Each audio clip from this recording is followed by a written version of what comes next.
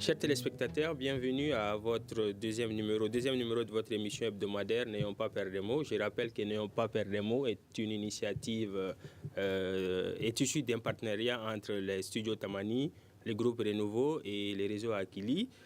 Nous allons décrypter au cours de cette émission avec nos invités la nouvelle loi électorale, la démocratie financière, la rupture de confiance entre les populations et les politiques. Aussi, pour passer en revue ces thématiques et mener la réflexion, je commence par M. Cheksi, droit d'aînesse oblige. M. Cheksi, vous êtes un homme politique, vous êtes vice-président de l'Union des Patriotes pour le Mali et membre de la coalition pour le renouveau politique. À votre droite, nous avons M. Mohamed Sidibé, qui est secrétaire général de l'Ordre des experts comptables du Mali et enseignant associé au CESAC de Dakar. À ma droite, vous avez M. Djamboubacar Ly, qui est le coordinateur du consortium Action Droits Humains. À votre gauche, nous avons M. Niaga Diop, qui est le président de la jeunesse du parti pour l'action civique et patriotique, et PACP, et le chargé des relations publiques du candidat investi Yaya Samake. Donc sans plus tarder, nous allons aborder notre première thématique qui est relative à la nouvelle loi électorale. L'Assemblée nationale a voté courant avril un projet de loi modifiant la loi électorale. Cette nouvelle mouture a été adoptée avec 93 voix pour, 2 abstentions, 2 contre et 18 abstentions. Monsieur Sy, quelle lecture faites-vous de cette révision de la loi électorale? Très bien. Je rappelle que M. Sy a souhaité s'exprimer en Bambara, au passage. Bon, entre autres, merci de me donner la parole sur ce volet. Kalafili charia mi talen filɛ nin san in kɔnɔ. Bon, n kɛlen ka kalan n ye kɔlɔsi damadɔ ye a la. O kɔlɔsi ye jumɛn ye? Kɔlɔsi fɔlɔfɔlɔ ye u ye sariya in yɛrɛ sinsinlen bɛ sariya kɔrɔ min kan n'o ye san 2016 ta ye. U y'o damadɔ yɔrɔ dɔw de falen. O yɔrɔ minnu falenna o kɛmɛ k'olu fɔ a la. Nka kɔlɔsi fɔlɔfɔlɔ kɛra min ye o k'u ye yɔrɔ minnu falen a bɛɛ t'a la. Kɛrɛnkɛrɛnnenya ma u b'a fɔ article min ma article 191 n'i ye sɛbɛn in da k'a lajɛ a dannen bɛ article 183 la 91 m'o kuma fɔ o bɛ taa 210 211 a bɛ sɔrɔ ɲinan don ou bien minnu ye a tape peut-être u panna kunna président yɛrɛ a tɛgɛ nɔ bila la m'o yɔrɔ ye. Bon o ye fiɲɛba de ye jamana in ko la quoi. Maaw b'u tɛgɛ nɔ bila ye koba de ye. C'est-à-dire que e ko ko en fait nin ko in a bɔra e de la e de y'a yamaruya ne fiɲɛ ye yɔrɔ a la secrétaire tɛ e de don. Bon Mali faamaw a bɛ an caman sɔrɔ an bɛ an tɛgɛ nɔ bila sɛbɛnw la an t'a kalan ka ɲɛ. Bon ça veut dire que o bɛ mun jira c'est-à-dire o b'a jira de k'a fɔ an tɛ kow ta sɛbɛ la. O ye fɛn ye mɔgɔw kan k'u hakili to a la quoi. Ne e kan ka i ka responsabilité engagée fɛn o fɛn na par une signature, et c'est la première personnalité du pays qui a signé, et c'est d'autant plus grave qu'il est. Maintenant, au tɛmɛnen kɔ yɔrɔ dɔ bɛ yen ko article globalement y'a dɔn 2016 ta in kɛra bon municipaliw kɛra n'a ye bon a ye fɔɲɔgɔnkɔ min na a ko la a kɛra mankanba de ye yala kɔrɔlen de bɛ ta wa 2014 ta de bɛ ta wa ou bien 2016 ta bɛ ta yɔrɔ dɔw la u ye 2016 ta yɔrɔ dɔw la u ye 2014 ta bon normalement bon an tɛna segin o kumaw kan bilen mais an bɛ nin kuma min kan n'o ye 2018 ta ye ne ye kɔlɔsi min y'a la n kɛlen k'a kalan parce que sɛbɛn in en réalité ne ye sɛbɛn in kalan kunun de n y'a sɔrɔ n bɛ min y'a di yan n b'a barikada parce que ne tun m'a ye ɲɛna fɔlɔ a kuma n ka président bolo mais a ma di ne ma o tɛ baasi ye Mais article 46 là, il y avait kolosi dobe. Oko minye liste électorale na révision bike sans au sang kata octobre kalot le folo kata le bisaban kele ka révision bike ko jekul dobe ku ba fa ma commission administrative o commission administrative ni abisigi jodi joni ba kono bon ne hakilla o ma fo ala quoi akanga minunge o fora nga joni ba kono abisigi jon ve abisigi jodi o ma fo parce que ni manya bi chara kai ba a fase ka je be quoi o de comme ça o tamane ko o ka bolo fara do be ko article 80 o yoro la kuma do bi foyi be majorité ni opposition de ka kuma fo a kɛmɛ n'a fɔ ne majorité ni opposition tɛ ani administration fɛn wɛrɛ tɛ yen fɛn wɛrɛ dun bɛ yen o bɛɛ tɛ majorité ka fan fɛ o bɛɛ tɛ opposition ka fan fɛ o camanba de bɛ yen o y'o pan olu kunna o kuma ma fɔ ne fɛ o ye fiɲɛ dɔ ye n bɛ segin ka na n bɛ na ko a bolofara dɔ bɛ yen ko article 83 o article 83 la ko kalafili bɛ kɛ bon minnu kɔnɔ maa minnu yamaruyalen don ka o kalafili kɔlɔsi o bon kɔnɔ no bureau de vote ko bureau ɲɛma ale ni o kɔlɔsiba 4 y'o fɔ donc o tɛ maa 5 ye sisan o kɛmɛ k'a fɔ ko majorité maa 1 di ko opposition maa 1 di 4 ma dafa dɛ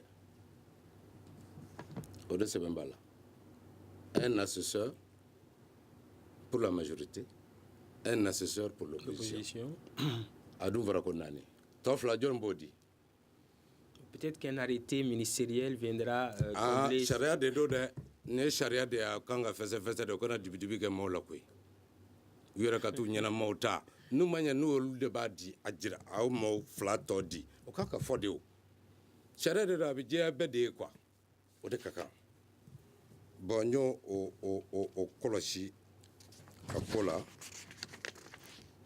bon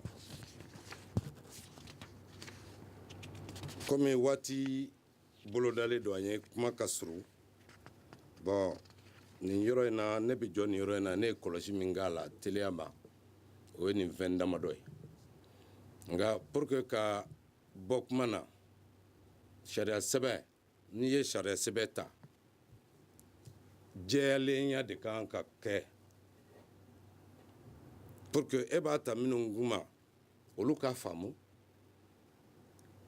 k'a fɔ sariya min bɛna olu siri wajibiya u bɛ baara kɛ sira min kɛ u k'a kɛ o sariya kelen la mais ne sariya yɛrɛ ma jɛya bɛɛ ma kun bon a bɛ se ka na ni dibidibiw ye quoi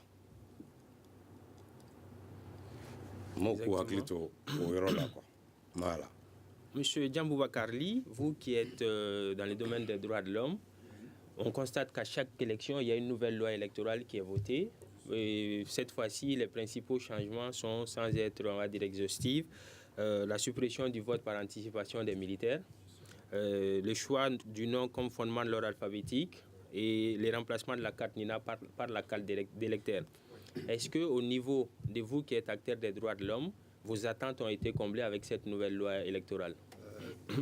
Et quelle lecture aussi faites-vous de la loi en question? Justement, merci pour votre invitation. Je pense que avant de parler même de cette nouvelle loi, il faut rappeler des choses. Il faut rappeler que le droit de vote, ça fait partie des droits de l'homme. Participer à la vie politique de sa nation, tout le monde, chaque personne a ce droit-là. Donc ça fait partie des droits de l'homme et on dit que ce sont les droits de la première génération. Donc ce sont les premiers droits de l'homme qui ont été revendiqués partout dans le monde. Maintenant, quand on revient sur la nouvelle loi, c'est triste pour nous, les organisations de défense des droits de l'homme. Nous travaillons avec les organisations de la base. Notre organisation fait partie du réseau des défenseurs des droits de l'homme, donc plus de 40 organisations. Et chaque nouvelle loi, ça nous donne plus de tâches à expliquer aux citoyens d'aller voter et à utiliser comment manipuler ces lois. Et finalement, ça devient compliqué parce que avant chaque élection, les gens vont venir nous voir. Ah, paraît-il qu'il y a une nouvelle loi. Qu'est-ce qu'il y a dans cette nouvelle loi? Alors que nous ne sommes pas forcément des juristes pour décrypter ou des politiciens pour trouver des failles par rapport à ça. Mais nous, c'est plus sensibiliser les citoyens à accéder à ce droit de vote. Mais chaque fois quand il y a des nouvelles lois, ça décourage même les citoyens par rapport à l'exercice de ce droit-là. Parce qu'on ne sait plus sur quel pied danser. Donc c'est vraiment triste. Effectivement, de 2016 à 2018, justement, en 2 ans, justement. Si on n'a pas pu prendre en compte certains problèmes, certaines appréhensions en 2016, s'il faut attendre 2018 pour les prendre en compte, on se dirait qu'en 2016, la loi elle était loin d'être parfaite. Justement.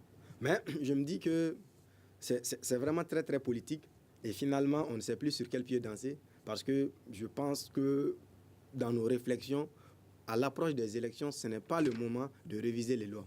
Dans vos rapports avec les politiques, est-ce que vous les interpellez? Oui, il y a eu plusieurs interpellations. Il y a eu 2 lettres même par rapport à beaucoup de situations, notamment la nouvelle loi électorale. Mais vous savez aussi que nos relations avec les politiques, c'est assez compliqué. Souvent, c'est des lettres. On sait qu'ils ont reçu les lettres, mais il n'y a pas de réponse. Mais quand même, on fait des dénonciations, on envoie des lettres d'avertissement que cette nouvelle loi peut être source de conflit. Parce que ça met déjà les protagonistes ou les participants ou toutes les personnes qui sont intéressées par l'élection sur des tensions. Et ces tensions, si on ne les apaise pas, si on ne les canalise pas, ça devient problématique. Exactement. En voulant faire une nouvelle loi pour que nous puissions avoir des élections paisibles, cette nouvelle loi va plutôt nous conduire dans des désordres, excusez-moi du terme, alors qu'il y a la loi de 2014, la loi de 2016, la loi de 2018. Finalement, on va appliquer quelle loi? Sachant bien que dans la manifestation... La nouvelle loi abroge l'ancienne loi. Oui, mais soumis, ça c'est de droit et c'est acquis par rapport au principe de droit. Mais on a vu récemment, on a appliqué 2 lois sur l'ensemble du territoire. Et je pense qu'il y a même une disposition qui fait polémique, mais cette question, je vais l'adresser à M. Diop. Justement. M. Diop, vous, du côté du Parti pour l'action civique et patriotique, dans un premier temps, quelle lecture vous avez fait de cette nouvelle loi électorale? Et lorsque les dispositions de la loi disent que lorsque l'État serait dans l'incapacité de fournir des cartes d'électeurs biométriques, que ce sera avec des cartes NINA qu'il faudra voter. Est-ce que ce n'est pas de nature à alimenter les soupçons de fraude et voilà? Bonjour tout le monde. Bonsoir. Merci bien Soumi pour votre question. Merci à Studio Tamani pour cette invitation à ce débat. Je salue encore mes co-débatteurs ici présents. Et déjà, avant de répondre à la question, il faudrait qu'on puisse être clair sur les thèmes. Nous sommes, quand il s'agit de loi électorale, c'est bien le droit. Est-ce que nous sommes en face d'une nouvelle loi en tant que telle? Il faut se poser la question si c'est cela. Et les thèmes choisis dans la loi électorale, c'est bien modification. Et il est bien stipulé qu'il y a des articles qui ont fait l'objet de modifications. Donc, en tant que tel, ce n'est pas une nouvelle loi en tant que telle que nous avons. C'est une loi qui a modifié l'ancienne loi à des dispositions bien spécifiées dans la loi qui a été adoptée. Donc, dans le premier article déjà de la loi électorale, nous avons déjà la liste des articles qui ont été énumérés. C'est pour répondre un peu à M. Si, pour dire que s'il voit qu'il y a des articles qui sont manquants, c'est parce que c'est les articles qui ont fait l'objet de modifications qui ont été uniquement repris ici, dans ce texte-là. Donc, c'était juste pour apporter cette correction-là. Quelle lecture fait le PACP? Et bien avant, le PACP a reçu une correspondance de l'Assemblée nationale qui a souhaité nous écouter par rapport à cette loi électorale. Et nous avons en tout cas réagi sur cette loi-là et nous avons nous avons été écoutés par l'Assemblée nationale et nous avons donné notre avis. Et déjà, l'opportunité de la révision, de la modification, est-ce qu'il y a l'opportunité ou pas? Monsieur Lee en parlait tout de suite. Est-ce qu'il fallait modifier à la veille des élections? Une loi n'est jamais parfaite, tout le monde le sait. Et à chaque moment, lorsque nul n'est pas fait, à chaque moment quand il y a besoin, le besoin se fait sentir pour que vraiment une disposition légale puisse être amendée pour satisfaire aux exigences du contexte actuel, moi je pense qu'il faut aller dans ce sens-là.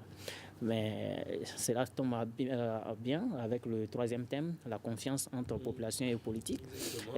Mais quand c'est un régime tel que nous le connaissons qui s'adonne déjà à une telle modification, est-ce que c'est de nature à apporter en tout cas la crédibilité et la transparence, tout ce qu'il faut faire? La question reste à poser. Nous avons vu avec le projet de révision et tout le problème qui a été suscité avec ce projet-là. Donc, pour notre part, nous pensons qu'il y a des dispositions qui ont été... qui devraient faire l'objet de révisions, qui ont été, c'était bien opportun.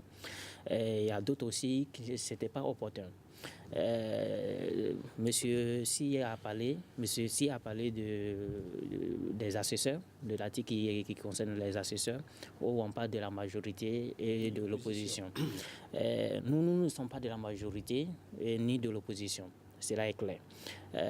Mais nous autres, qui ne sont pas classés dans ces deux cas de figure, comment devrons-nous nous comporter? Vous estimez que vos droits n'ont pas été pris en compte? C'est vrai que de façon légale, le centre malien n'est pas pris en compte, mais de façon factuelle, nous sommes associés à tous les travaux du ministère de l'administration territoriale et nous nous prononçons sur tous les sujets auxquels le ministère nous convie. Donc, il était bien qu'on puisse trouver en tout cas une formule qui pourrait vraiment intégrer en tout cas les non-alignés, les partis extra-parlementaires et les partis indépendants, tout ça. Les indépendants, les non-alignés. Parce que dans une élection présidentielle, ce n'est pas forcément des candidats de la majorité ou de l'opposition qui sont en liste. Il y a de tous les bords. Il y a des indépendants, tout cela. Voilà. Donc, plus loin, concernant la probabilité de faire, en cas de non-disponibilité de la carte d'électeur, c'est rabattre sur les cartes NINA. Ben, c'est un peu de la gymnastique que la CENI s'apprête à faire là. C'est un peu compliqué. Et, écoutons, nous, on a eu le candidat Yes Amake a eu à rencontrer le délégué général des élections. Nous sommes allés le rencontrer pour qu'il puisse nous expliquer où nous en sommes avec l'organisation matérielle et technique de cette élection-là. Est-ce que le timing est sincère? Est-ce que nous pouvons répondre vraiment à en tout cas organiser cette élection-là?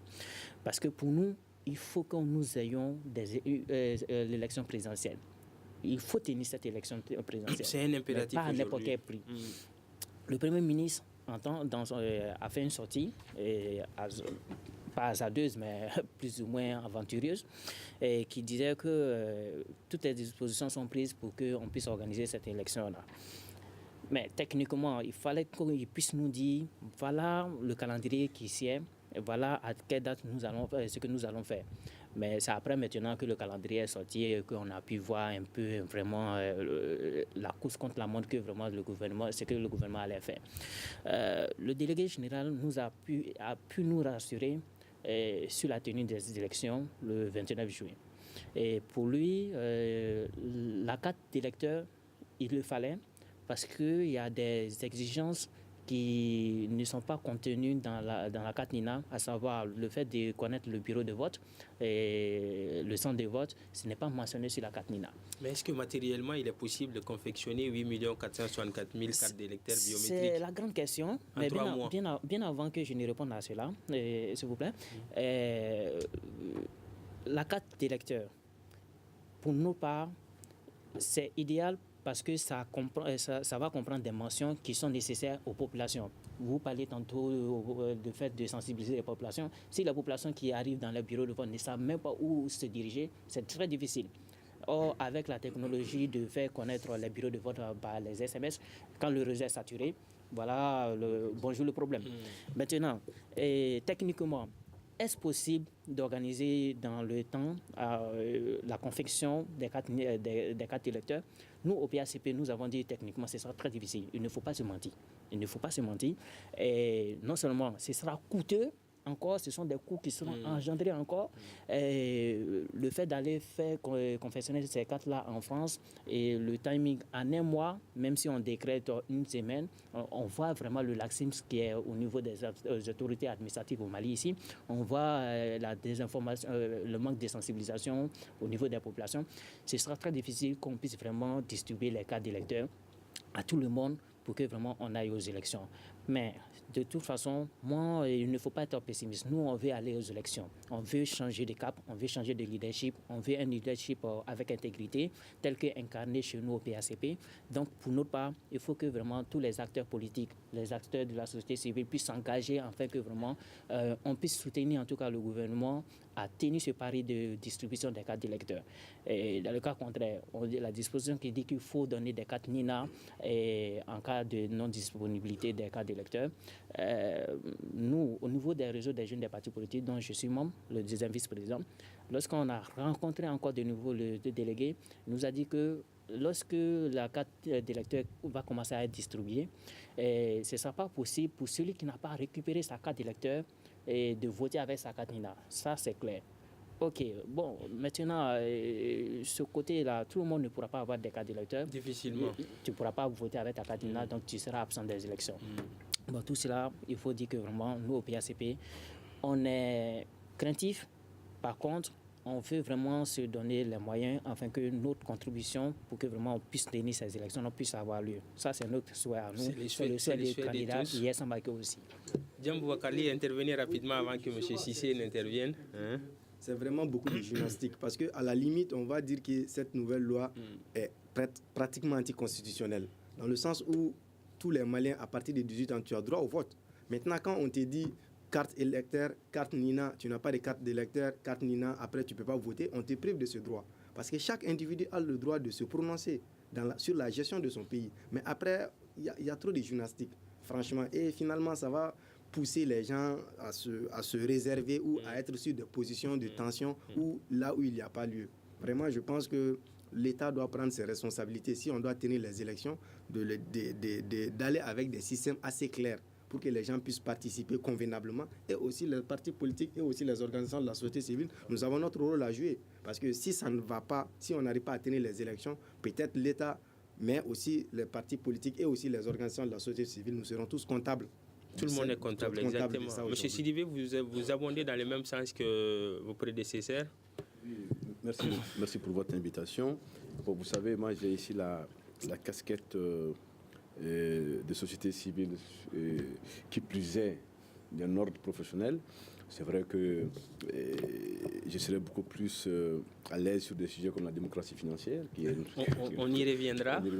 Donc là, tout ce que je peux dire entre gouverneur et gouvernant, il faudrait quand même, ça c'est un avis général, personnel, il faudrait toujours produire des dispositions législatives et réglementaires allant dans le sens de l'intérêt général. Toujours, il faut que l'intérêt général prime. Voilà, c'est tout ce que je pouvais dire. Oui, M. Sissi, rapidement. Rapidement pour clore ce volet. Et M. Ly, dans ses propos, a interpellé les politiques.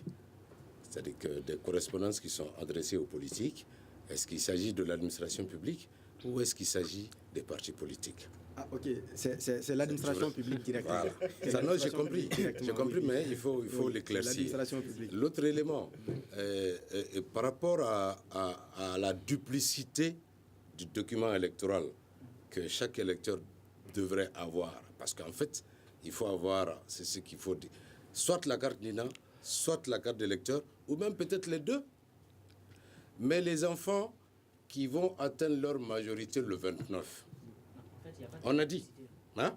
Non. C'est-à-dire qu'on ne va pas voter avec les deux, mais c'est ce qui va se passer. Est-ce qu'ils peuvent garantir qu'un individu qui a sa carte d'électeur Et il est dit, si tu n'as pas de carte d'électeur, tu peux aller voter avec la carte NIDA. N'est-ce pas? Alors, il va y avoir fraude. Ça, c'est un élément. Deuxième élément, ils se sont empressés pour sortir la liste électorale, n'est-ce pas? 8 400 combien? 464. N'est-ce pas? Après audit. Ces enfants, ça veut dire que 2 millions environ ont atteint la majorité entre 2013 et maintenant. Est-ce qu'ils ont tous une photo? Où est-ce qu'ils vont sortir les photos pour les mettre sur ces cartes? Ça, c'est une Je pense question. que ce sont autant de questions que C'est ça, il y en a l'opposition plein. devrait aborder. Ces préoccupations ont été prises en compte. Comment? Et parce que lorsque le RAVEC avait commencé déjà, et depuis 2013 déjà, lorsque on va se faire enrôler, lorsque l'enfant qui a son nom sur le fichier... À 16 ans, on prend l'empreinte, mais pas la photo, je crois. La photo, c'est à partir de 18 ans. Non, je pense qu'à ce niveau-là, ils font un peu de gymnastique pour voir si ça a 16 ans. Si ça a 16 ans, on sait qu'en telle année, il va avoir en tout cas 18 ans. Je pense qu'ils prennent les dispositions pour la photo et puis l'empreinte. En tout cas, je pense bien. Non, dans le schéma actuel, c'est juste l'empreinte, les noms, l'affiliation et l'empreinte. C'est aux 18 ans révoqué de la personne que la photo elle est faite. Bon, je vois que le thème il est passionnant. Nous avons largement dépassé les temps que nous étions impartis. On va aborder le second thème qui est relatif, on va dire, à la démocratie financière. Nous sommes avec le secrétaire général de l'Ordre des experts comptables du Mali, qui est aussi enseignant. Monsieur Sidibé, vous entendez quoi par démocratie financière? C'est quoi la démocratie financière? Merci pour votre question. Je pense que je suis beaucoup plus à l'aise sur des sujets comme ça. Vous savez, je vais faire simple. Et il y a la démocratie politique, qui est quand le citoyen exprime son choix à travers les urnes. Élection directe ou indirecte. Suffrage direct ou indirect. Ça, c'est la démocratie politique. Il acte un choix du futur élu à travers l'expression, et cette expression se fait à travers un vote. Ça, c'est la démocratie politique. Et parallèlement, vous avez la démocratie financière, c'est quand ce même citoyen donne son cutus, son approbation sur l'utilisation qui est faite des ressources publiques à travers ses représentants. Ses représentants ou à travers les mandataires, parce que c'est lui le mandat. Il donne un contrat de mandat à des mandataires qui sont élus ou non élus. Les élus, c'est ceux qui sont la représentation nationale, l'Assemblée nationale, et non élus, qui sont tout ce qui est la sphère exécutive. C'est quand ces citoyens, à travers ces représentants, approuvent l'utilisation qui est faite des ressources publiques. C'est ça qu'on appelle la reddition des comptes, c'est ce qu'on appelle la démocratie financière. Il faut cette démocratie pour que même la démocratie, au sens large du terme, ait un socle viable, solide et durable, puisse servir l'intérêt général. Donc on ne peut pas dissocier démocratie politique et démocratie financière. Les deux vont ensemble. Tout de suite, j'ai envie de vous dire que lorsque les citoyens il envoie ou il donne mandat à une personne de parler à sa place et que la loi, la Constitution, on va dire, qui est à la base de tout, dit que tout mandat impératif est nul, est-ce que ça ne met pas à mal cette démocratie financière? Mais vous savez, c'est maintenant l'asymétrie, comme on appelle, en termes de l'exécution de ce mandat qui est interpellée. Vous savez que quand on confie, par exemple, quand un père de famille donne 500 francs à son fils pour acheter des arachides, pour 400 francs, mais l'enfant qui amène les arachides, normalement doit amener les arachides et un reliquat de 100 francs. Oui. Il vient rendre compte. Mais si l'enfant amène les arachides pour la somme allouée et que le reliquat ne vaut pas 100 francs, il y a un problème d'exécution du mandat. Donc, en tout cas, il est venu rendre compte. Mais est-ce qu'il est venu rendre compte fidèlement? C'est toute la question qui est posée.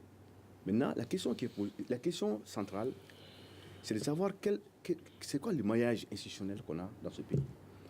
Pour que, comme à l'image des pays anglo-saxons, pour que l'exécution de ce mandat se fasse correctement et que le compte-rendu se fait correctement et que ça soit vérifiable.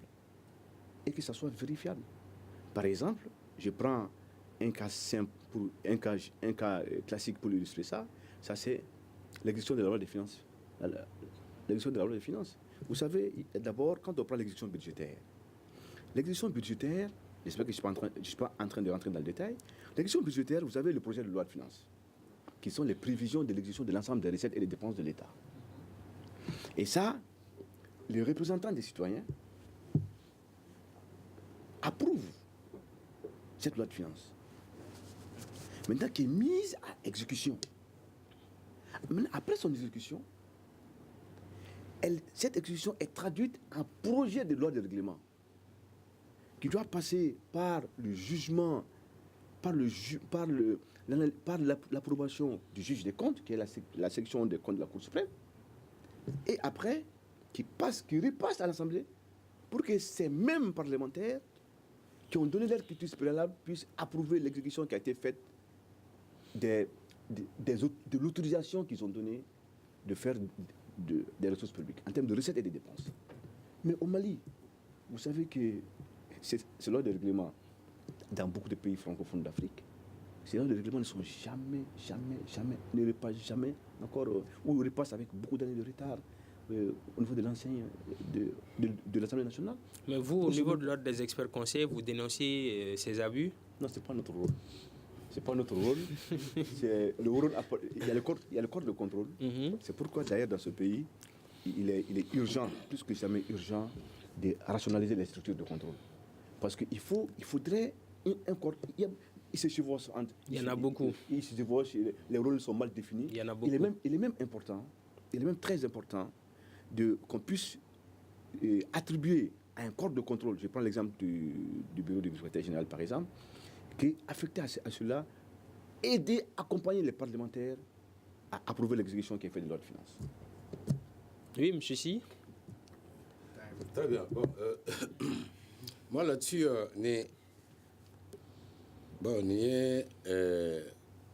ma kalanembaw ka fenye quoi nga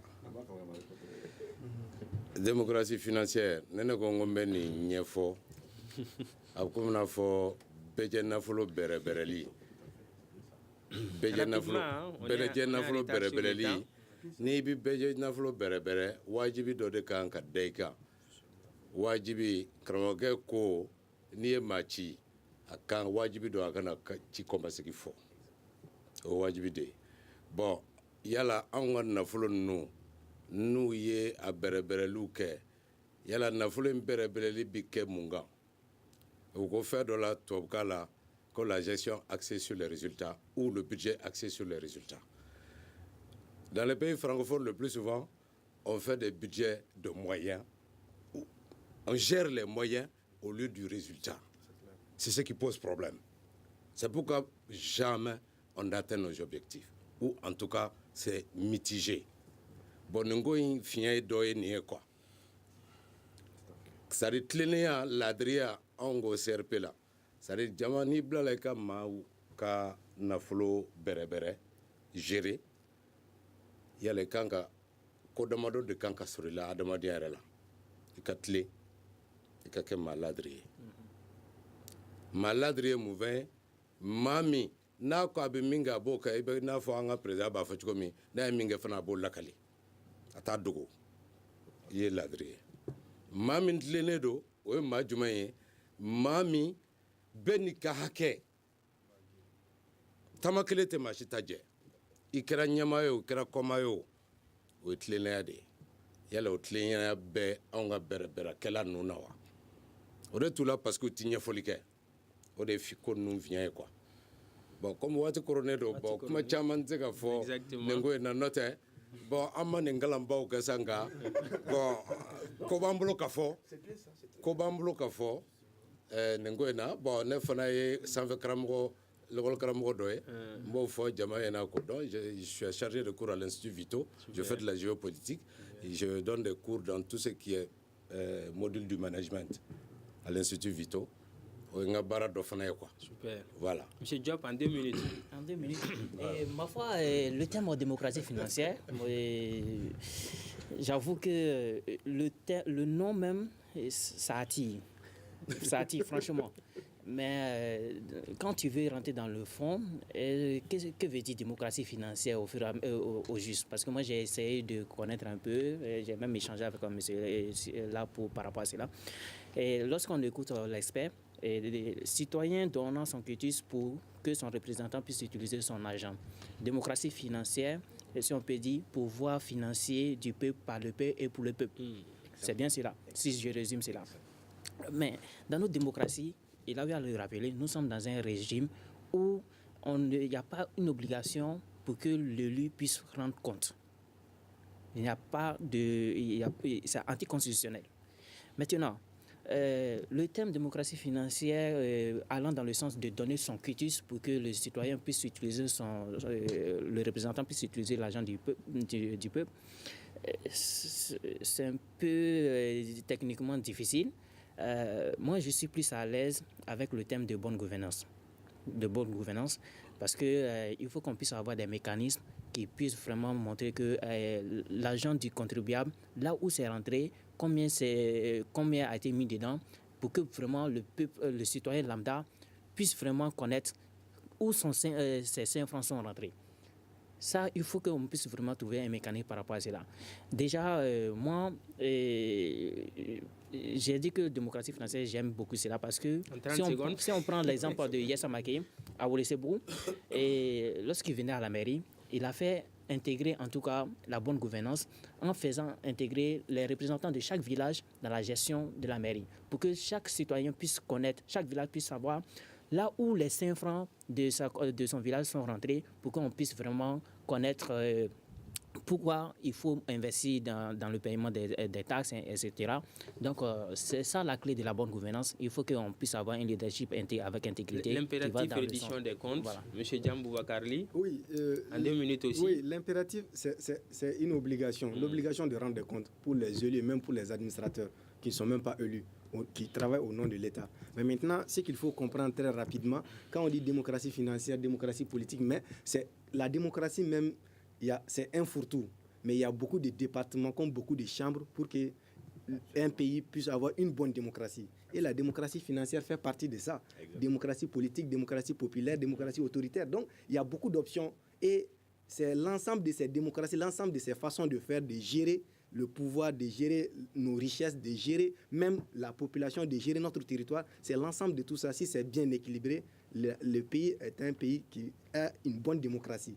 Donc, et finalement, dans tout ça, c'est pour le peuple, par le peuple. Et le peuple a le dernier mot sur tout ça. Mais malheureusement, nous, on comprend la démocratie à travers. Et quand on dit démocratie financière dans la rue, on pense que c'est quand on nous donne de l'argent pour voter pour quelqu'un d'autre. C'est ça aussi, le réveil du médaille. Oui, mais c'est ce que les politiques ont fait comprendre quelque part aux populations. Justement. Donc, c'est une bonne transition. Hein. Ça nous amène à notre 3e thème. Juste, oui, une minute. Très rapidement, c'est que c'est pour vraiment avoir dans le même sens que c'est le résultat final, c'est ça, le but final recherché, c'est la bonne gouvernance. Ça, c'est le but final recherché. Il y a un triangulaire qui est là. Vous avez quelque part le Parlement qui autorise l'utilisation des ressources de l'État. Le Parlement autorise. Le gouvernement exécute. Et vous avez les cours des comptes qui contrôlent. C'est un triangulaire. Il ne faut pas qu'il y ait des échappatoires. Il faut que ça fonctionne. Pour qu'il y ait bonne gouvernance, justement, il faut que ce triangulaire fonctionne à merveille. Je pense que si ça ne fonctionne pas, c'est parce que le peuple, en amont, n'est pas associé à la chose. C'est ce qui fait que ça ne fonctionne pas. Ça, c'est ma lecture. Donc, nous arrivons à notre 3e thème. Très passionnant. Malheureusement, nous n'aurons que 10 minutes pour échanger sur les thèmes. C'est la rupture de confiance entre les politiques et les populations. De 68 à aujourd'hui, je pense que je prends clairement position. Je suis un modibophile, on va dire, donc je prends clairement position. Donc de 68, moi je me suis situé de 68 à maintenant. Je pense que cette rupture est allée crescendo et n'est pas prêt à s'améliorer, on voit que les populations de plus en plus disent je ne voterai que pour le mieux offrant. Ou beaucoup le disent. Moi, dans les discussions, j'entends beaucoup.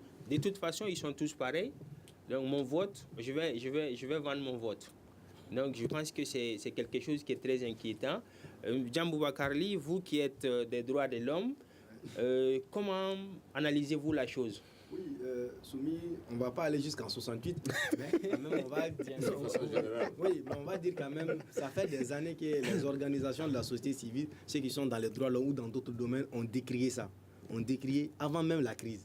On décrit, je me rappelle que avec Amnesty International, on avait déjà fait des rapports dans la zone du delta du Niger depuis 2004, 2005, 2006. On disait qu'il y a des tensions qui se ruminent. Pourquoi? Parce que tout simplement, les populations n'avaient plus confiance aux représentants de l'État, notamment les gendarmes, notamment les magistrats, notamment les policiers, les eaux de forêt. Et ça continue. Et ce qu'on ne dit pas réellement aussi, il y a beaucoup d'attentats, excusez-moi, beaucoup de meurtres dans ces zones-là. C'est des vengeances en fait. Ce n'est pas forcément des rebelles ou des terroristes, mais c'est les conséquences de comment ces agents-là se sont comportés sur le terrain pendant des années. Et finalement, on est arrivé à un point où les populations vous disent que ce n'est même pas des questions d'élection. Il y a cet aspect, je pense qu'il y a une rupture totale avec la justice on aussi. te dit, pour que moi, je me sens à l'aise, soit je m'arme, ou bien il faut être riche. C'est les deux façons de s'en sortir sur le terrain. C'est ce que les populations nous rapportent, même si tu fais la sensibilisation et tout. Mais maintenant, quand on lit ça à la gestion politicienne, c'est encore plus grave. Parce que, excusez-moi du terme, nos amis sont là, mais c'est eux aussi qui ont habitué cette même population à vendre leur vote. C'est eux qui ont commencé. Parce que c'est bien de faire les campagnes, la fête avec les t-shirts et tout. Mais à la limite, il faut aussi donner le message et éduquer l'éducation civique. Mais les partis politiques... Comme on est pris par les temps, je vais donner l'occasion à nos amis politiques de donner l'appareil. Les partis politiques, ils n'ont pas joué ce rôle d'éducateur. L'éducation civique, ils n'ont pas fait pendant des années, depuis qu'on a connu la démocratie. Et finalement, le citoyen lambda pense que être politicien, c'est mentir, ou être politicien, c'est donner de l'argent, sinon on ne vote pas pour toi. Donc il n'y a pas de confiance, il n'y a pas de relation de confiance, mais c'est des relations de matériel. Et quand le matériel n'y est pas, il y a rupture de relation. Monsieur Diop, rapidement. Il me plaît bien. Il me plaît bien. Et franchement, j'adore bien ce thème-là.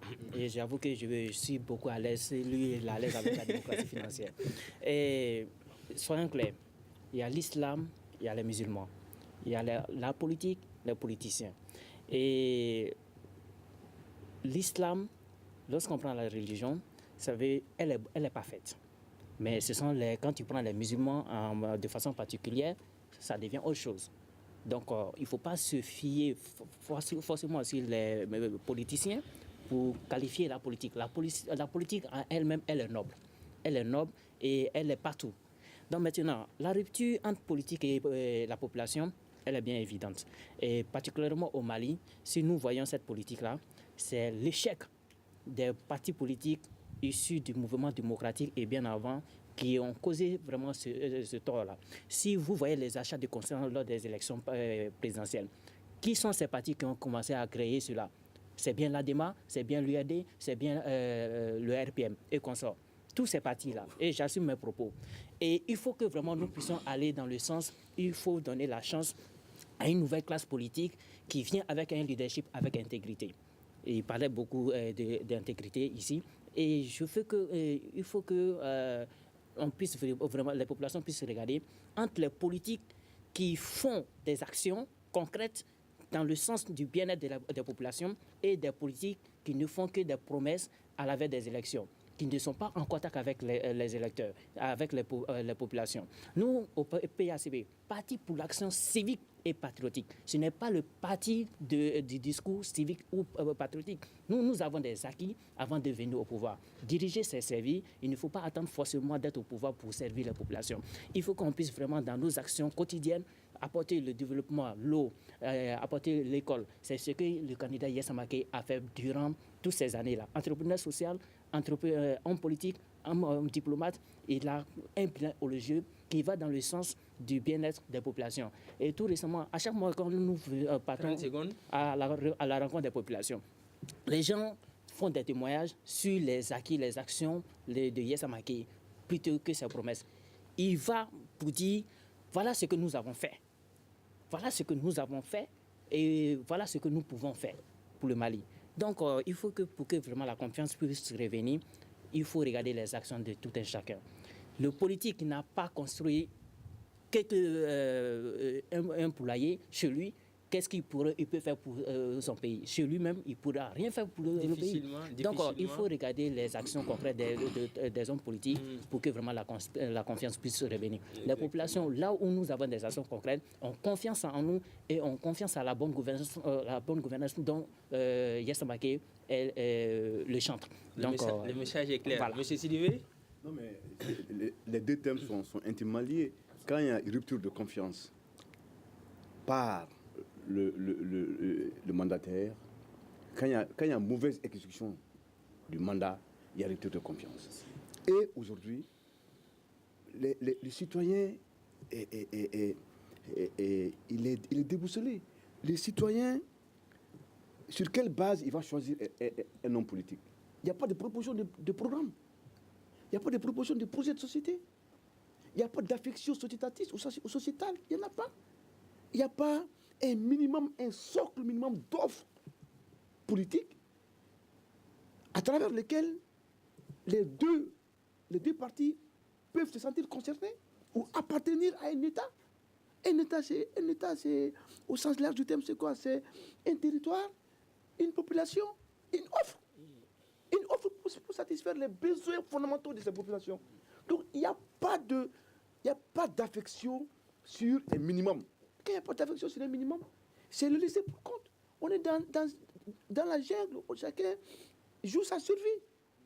Personne ne croit à rien. Nous sommes devenus des saints Thomas d'Aquin. Personne ne croit à rien. Et quand personne ne croit à rien, c'est la méthode de la survie. C'est difficile d'amorcer le développement. Les gens vont chercher les prix de recueillement d'un jour. Et les prix de recueillement d'un jour, c'est les 5 000 francs qu'on te donne pour aller voter. Parce que tu ne crois même pas au lendemain. Monsieur Si, rapidement, en 2 minutes. Rapidement. Bon, ningma ngadu. Nga teliama ayi ngali minge dana balia politique mauni atori mallew ni ɲɔgɔn jama ni ɲɔgɔn cɛ a kun ye fɛn dama dɔ kan ni ne maa bɛ falen kɛ e bɛ filakan fɔ ne bɛ tamasɛkan fɔ an si tɛ ɲɔgɔn ka kan mɛn ne yɛrɛ fila ye o ne yɛrɛ fila ye ne ye ci karisa taa nin ji kɛ n y'a f'i ye filakan la e nana k'i bɛna ci kɔmasegin fɔ ne ye e nana fɔ ne ye tamasɛkan na ne tɛ tamasɛkan mɛn yala ci sera a ci ma se ne b'o dɔn wa donc ne ye bila ci min na i ye n janfa n'anw taara kala fili an bɛ kantigi ninnu an bɛ kan di minnu ma a bɛ fɔ olu de ma kantigi an bɛ kan di minnu ma an y'u ci de on la met en mission tardi ne ye ci taa nin ci kɛ i nana ka na ci kɔmasegin fɔ i nana fɔ n ye kan na ne tɛ kan min mɛn yala i ye ci kɛ i m'a kɛ ne b'o dɔn wa janfa dabɔra kelen filanan maa minnu bɛ kɛ kantigiw ye n y'a fɔ n ko tamasiyɛn damadɔ kan ka sɔrɔ u la n y'olu fɔ i ka tilen i ka laadiriya i ka kɛ maa cɛsirilen ye yala minnu bɛ kɛ kantigiw ye maa cɛsirilenw don wa maaw tɛ baara kɛ maaw tɛ baara kɛ de jamana in kɔnɔ yan nafolo bɛ yan a tɛ ban walayi yala sisan anw fɛ yan nin ɲamana baden o yala anw kan ka taa an balo ɲini fan wɛrɛ fɛ anw ko CRP la d'abord maaw bɛɛ bɛ kan jumɛn mɛn bamanankan tɛ en tout cas 52% statistique officielle pourquoi an tɛ fɛnw kɛ sɛbɛnw kɛ an ka kan na ka da mun kan ne kan 13 bɛ jamana in kɔnɔ yan rusiw fɛ kan joli bɛ yen chinois fɛ kan joli bɛ yen an tɛ sabali wa an tɛ k'an yɛrɛ fɛ ten san 60 kɔfɛ sɔɔni an bɛ jamana in bɛ san 60 sɔrɔ jamana ko la san 60 tɛ foyi ye 30 secondes. mais sisan min bɛ ɲini de nin ko in na pour que danaya ka sigi maa min ni e ko k'e bɛ kɛ politikimaa ye i bɛ kan de ɲini jamanadenw kan de ɲini i ka kɛ baarakɛla ye i ka tilen i ka kɛ laadiri ye anw b'o de fɔ CRP ni UEPM na. Merci beaucoup. Nous arrivons à la fin de notre émission. On s'est dit à la semaine prochaine. Un autre Mali assurément possible. Merci.